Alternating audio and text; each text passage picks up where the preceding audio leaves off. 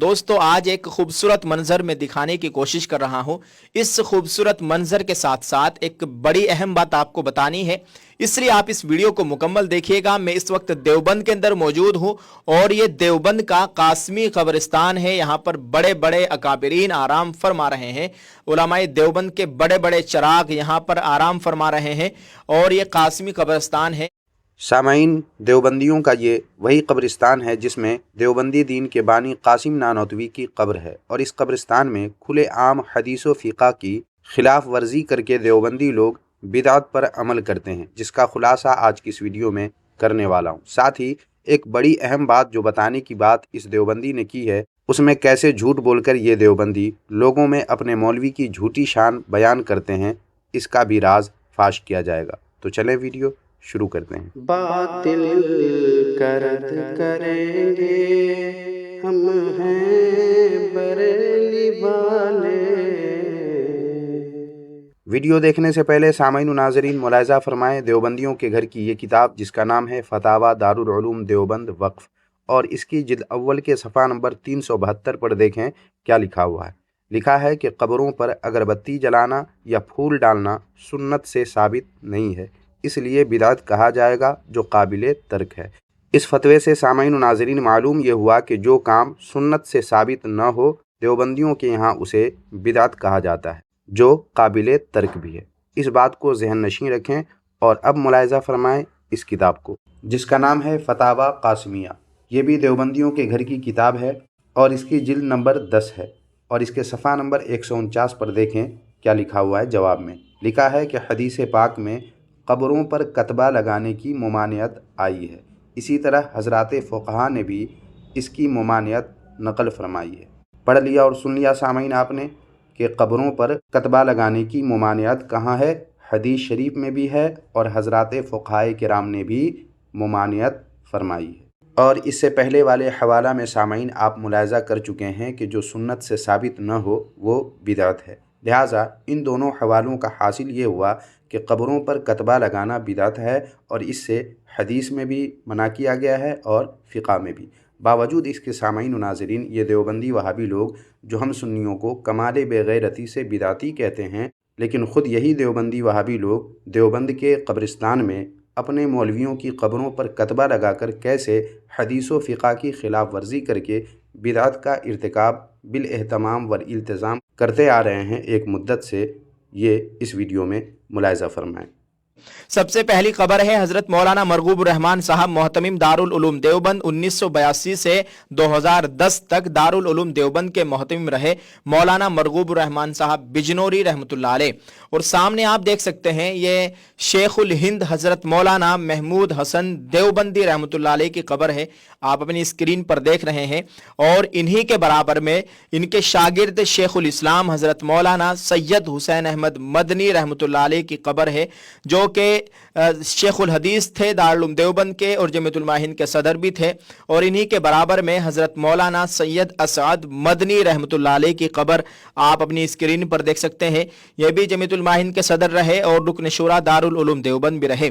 अल्लाह ताला इन हजरात की कब्र पर करोड़ों रहमतें नाजिल फरमाए। देख सकते हैं आप मौलाना महमूद हसन, मौलाना हुसैन मदनी, मौलाना सैयद असद मदनी, और इनके बराबर में ये जो कब्र देख रहे हैं ये हजरत मौलाना कारी सैयद मोहम्मद उस्मान साहब मंसूरपुरी साबिक सदर जमीयतुल उलमा हिंद, उनकी कब्र है। और ये देख सकते हैं आप अपनी स्क्रीन पर ये कासमी कब्रिस्तान का खूबसूरत मंजर है। ये मौलाना कारी मोहम्मद उस्मान साहब मंसूरपुरी रहमतुल्लाह अलैह की कब्र है। और दूसरी जानिब बढ़ते हैं, आपको ये खूबसूरत मंजर दिखाया जा रहा है, यकीनन आपको देखकर बहुत अच्छा लग रहा होगा। दूसरी जानिब बढ़ते हैं, ये सामने देखिए ये मज़ार मुबारक हज़रत मौलाना मोहम्मद कासिम नानोतवी रहमतुल्लाह अलैह बानी दारुल उलूम देवबंद की कब्र है। और इन्हीं के ताल्लुक से आपको बहुत बड़ी और अहम बात बतानी है।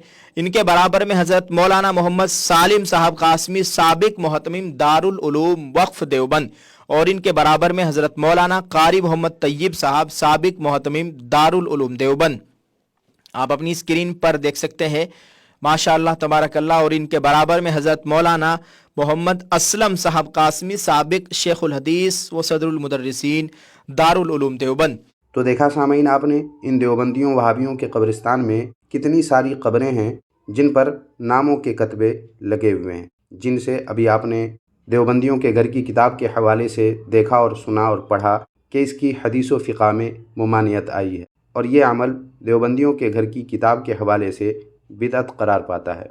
बावजूद इसके इस बिदअत पर देवबंदी कितनी सख्ती से पाबंद है और कितने अरसे से पाबंद है, यह आप इस कब्रिस्तान की कब्रों को देखकर और मरने वालों के नाम और उनकी वफ़ात की तारीख़ से अंदाज़ा कर सकते हैं। तो ये देवबंदी वहाबी लोग हम सुन्नियों को बिदअती कहते हैं, लेकिन ख़ुद ये लोग कितनी पाबंदी के साथ बिदअत का इर्तिकाब करते हैं, इसका अंदाज़ा तो आपको हो ही चुका होगा। अब देखिए सामाईन, एक अहम बात कासिम नानौतवी के मुतालिक ये बताने वाले हैं, वो पहले सुन लें, फिर उसका जवाब क्या होता है ये भी आप मुलाहिज़ा फरमाएंगे। दोस्तों, आपको अब बात बतानी है मौलाना कासिम नानोतवी के ताल्लुक से। आप इस मंजर को देख रहे हैं। हज़रत मौलाना कासिम नानोतवी रहमतुल्लाह अलैह दारुल उलूम देवबंद के बानी थे। वो एक मरतबा हज के सफ़र पर तशरीफ़ ले गए। इस ज़माने में बहरी जहाज़ों के ज़रिए सफ़र होता था और रास्ते में कई कई महीने लग जाते थे। चुनांचे लोग रमज़ानुल मुबारक से पहले ही हज का सफ़र शुरू कर देते थे ताकि वक्त से पहले मक्का मुकर्रमा पहुँच जाए, और उन्होंने भी ऐसा ही किया।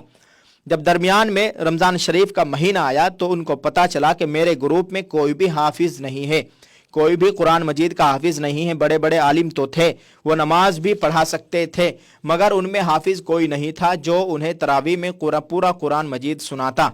हज़रत मौलाना ने फरमाया, मुझे तो अच्छा नहीं लगता कि उलमा की इतनी बड़ी जमात हो और वह आखिरी सूरतों से तरावी पढ़े, लिहाजा वो रोज़ाना दिन के वक्त एक पारा याद कर लेते और रात को तरावी के अंदर सुना देते।